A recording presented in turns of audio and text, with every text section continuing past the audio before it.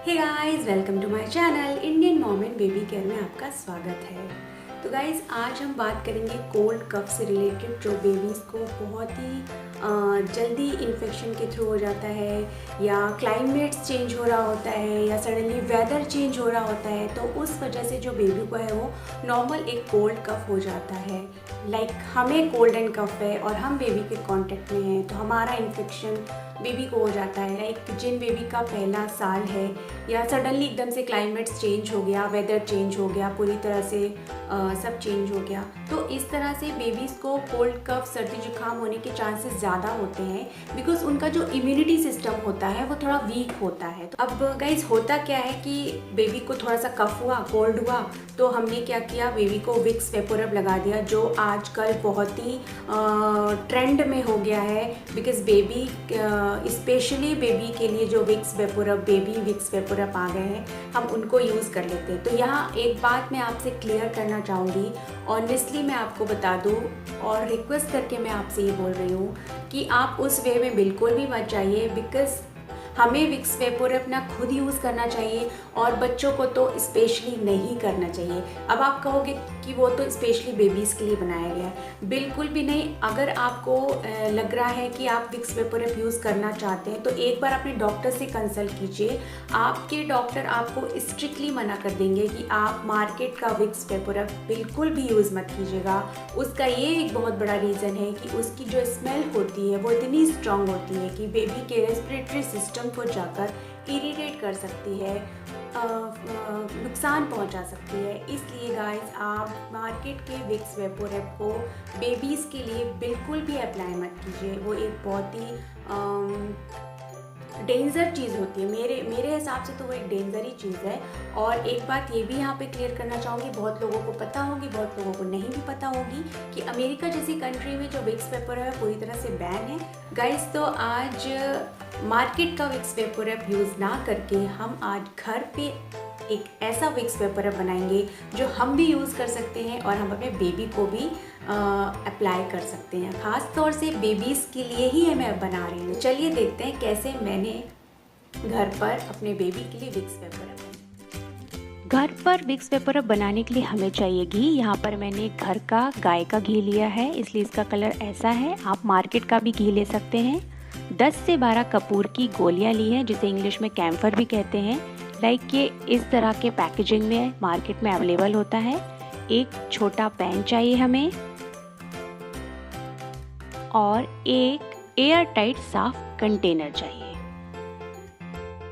इस पूरी प्रोसेस को हमें लो फ्लेम में कंप्लीट करना है।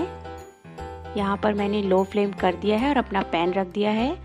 अब मैं यहाँ पर इसमें घी ऐड करूँगी। ध्यान दें कि घी जो है वो ज़्यादा जले ना, हमें इसे जलाना नहीं है।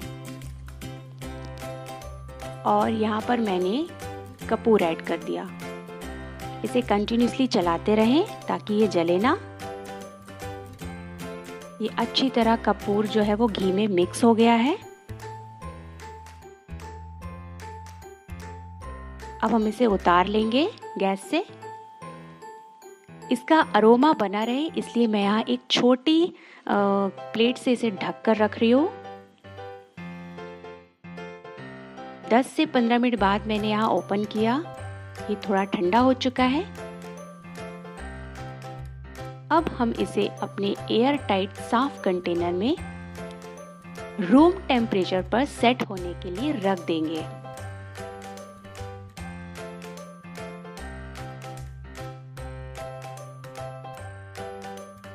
हमें इसे रूम टेम्परेचर पे ही सेट होने के लिए 1 से 1.5 घंटे रख देना है। फ्रिज वगैरह में हमें इसे नहीं रखना है।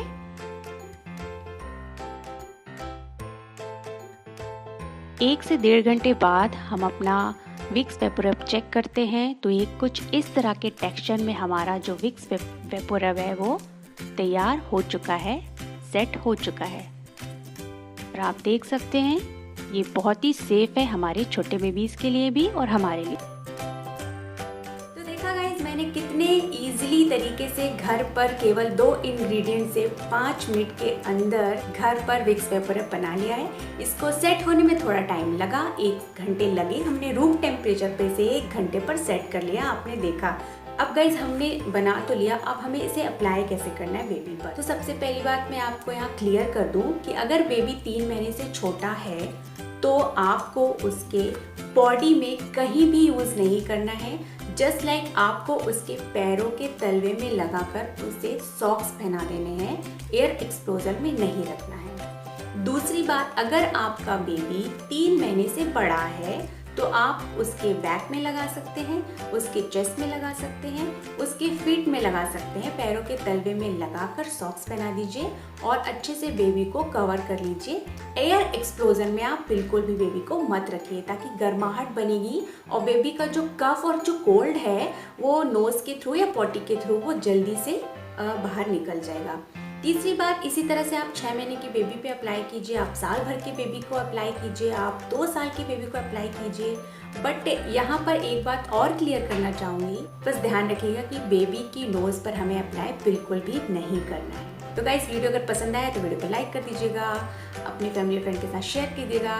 चैनल को सब्सक्राइब नहीं किया है तो सबसे पहले चैनल को सब्सक्राइब कर दीजिएगा, बाजू में बेल आइकन को हिट करना मत भूलिएगा, जिससे कि मेरे चैनल के सारे अपडेट नोटिफिकेशन सबसे पहले आप तक पहुंच जाए। तो जल्द मिलते हैं एक नई वीडियो के साथ, तब तक टिल देन टेक केयर।